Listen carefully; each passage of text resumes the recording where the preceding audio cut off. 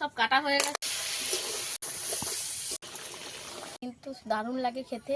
নমস্কার বন্ধুরা, মামনি রান্নাঘরে স্পিড আপনাদেরকে আবারও অনেক অনেক স্বাগত জানিয়ে আজকে আবার একটা নতুন রেসিপি নিয়ে চলে এসেছি। আজকে আমার হাতে দেখতে পাচ্ছেন কাঁকড়া। এই যে কাঁকড়া নিয়ে নিয়েছি, সুন্দরী কাঁকড়া। এই কাঁকড়ারই একটা রেসিপি করে দেখাবো। কাঁকড়া কষা বানাবো আজকে। পুরো ভিডিওটা আমার সঙ্গে থাকবেন, আশা করছি আপনাদের খুবই ভালো লাগবে। আর যে সকল বন্ধুরা আমার চ্যানেলে নতুন, অবশ্যই আমার চ্যানেলটাকে সাবস্ক্রাইব করে আমার পাশে থাকার অনুরোধ রইল। চলুন তাহলে আমি রেসিপিটা আরম্ভ করি। আর প্রথমে কাঁকড়াটাকে কেটে কুটে নেব, রান্নাঘরে চলে যাব।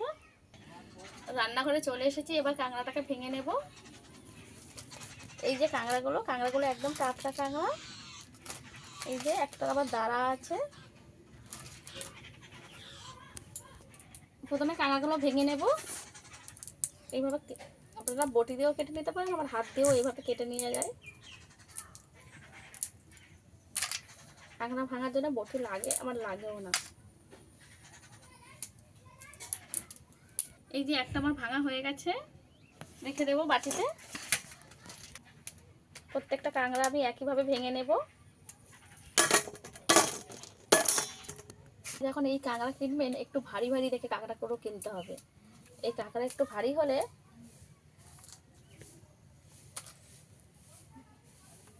শ্বাসটা একটু বেশি হবে। কাঁকড়াগুলো ভেঙে নিয়েছি, এইগুলোকেও নিয়ে নিয়েছি।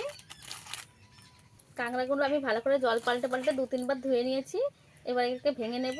এই যে এইভাবে ধরে ছাড়ালে কাঁকড়াগুলো নিজের থেকে ছেড়ে যাবে। আর এইগুলোকে ফেলে দিতে হবে কাঁকড়ার। ভালো করে কাঁকড়াটাকে পরিষ্কার করে নেব। এইভাবে পরিষ্কার করে নিয়েছি, রেখে দেব। সব কাটা হয়ে গেছে।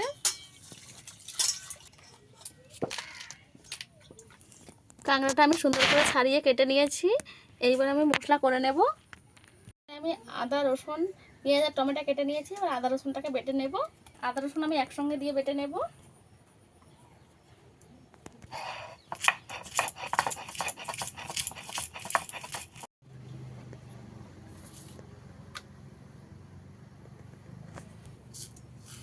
বেটে নেব।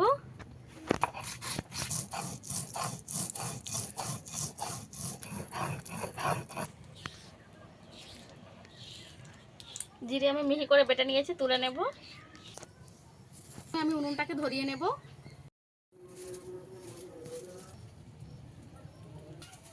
উনুনটা ভালোভাবে ধরিয়ে নিয়েছি।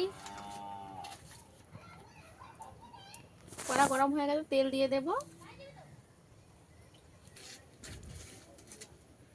ভালোভাবে গরম করে নিতে হবে। এই যে তেলটা আমি ভালোভাবে গরম করে নিয়েছি। এগুলোকে প্রথমে আমি ভেজে নেব।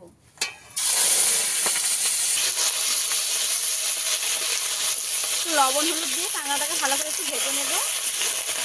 আপনি চাইলে নাও ভাজতে পারেন, একবারে ফোড়ন দিয়ে দিতে পারেন। কিন্তু একটু কাঁকড়াটা ভেজে নিলে কাঁকড়ার যে গন্ধ ভাবটা থাকে সেটা কেটে যাবে। হলুদ গুঁড়ো দিয়ে দেবো সামান্য, পরিমাণ মতন লবণ দিয়ে দেবো। সব কিছু একসঙ্গে একটু মিশিয়ে নেব, যাতে করে লবণ হলুদ ভালো করে কাঁকড়ার গায়ে মিশে যায়।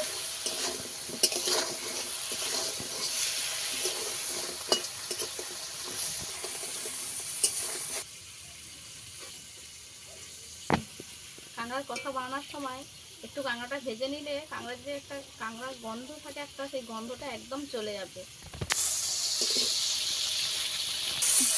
কাঁকড়াটা আমার ভালোভাবে ভাজা হয়ে গেছে, এর থেকে বেশি ভাজবো না। এবার তুলে নেব।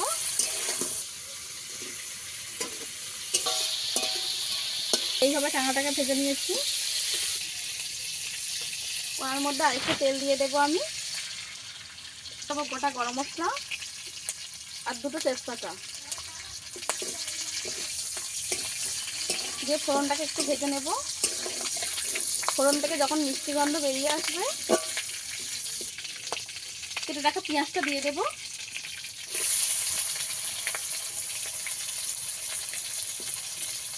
পেঁয়াজটা পরিমাণে একটু বেশি দিতে হবে।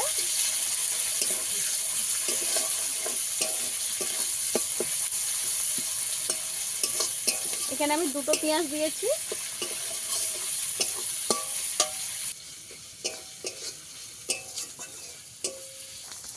পেঁয়াজটা আমি কিছুক্ষণ নেড়ে চেড়ে একটু লাল করে ভেজে নেব। সাথে এইভাবে বাদামি বাদামি রং হয়ে এসেছে। এইবার আমি টমেটোটা দিয়ে দেব। কেটে রাখা টমেটো,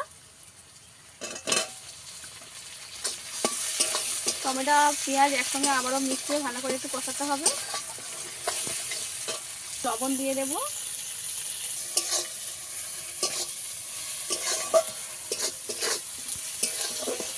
প্রায় সেদ্ধ হয়ে গেছে। এই যে আর পেঁয়াজও ভালো মতো ভাজা হয়ে গেছে। এবার আমি আদা রসুন বাটা একসঙ্গে দিয়ে দেব।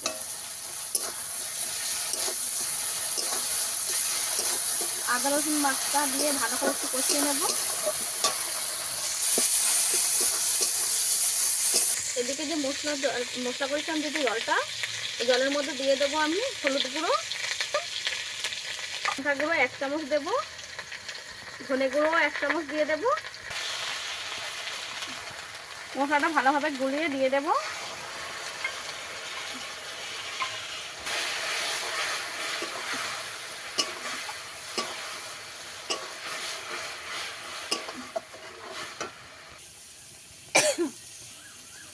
জিরে বাটা দিয়ে ভালো করে কষিয়ে নেব।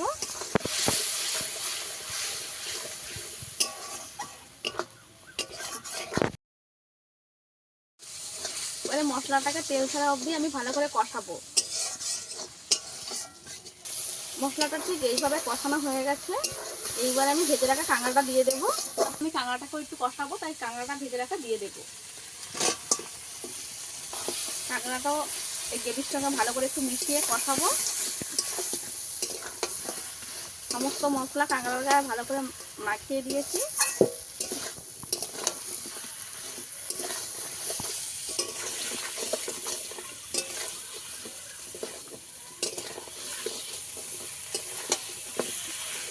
ভালো করে কষাবো আমি।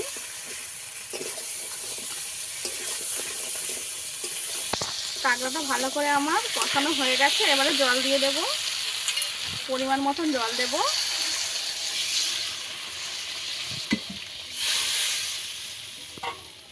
এই জলটাতেই আমার হয়ে যাবে, যেহেতু কাঁকড়াটা আমার ভাজা আছে।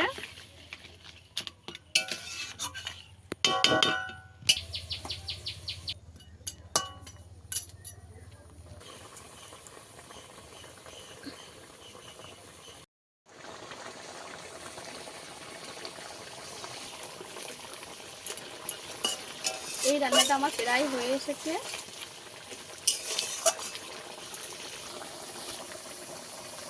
সব শেষে ভাজা গরম মশলা দিয়ে নামিয়ে নেব। গরম মশলাটা আগে দিয়ে দেব। গরম মশলা দিয়ে ভালো করে একটু মিশিয়ে দেব।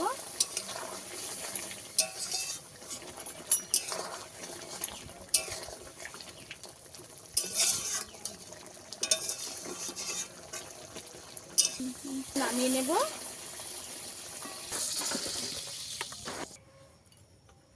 রেডি হয়ে গেছে আমার। দেখতে হচ্ছে দেখুন বন্ধুরা, যারা কাঁকড়া খেতে ভালোবাসেন তাদের জন্য এই কাঁকড়া দেখলেই খেতে ইচ্ছা হবে।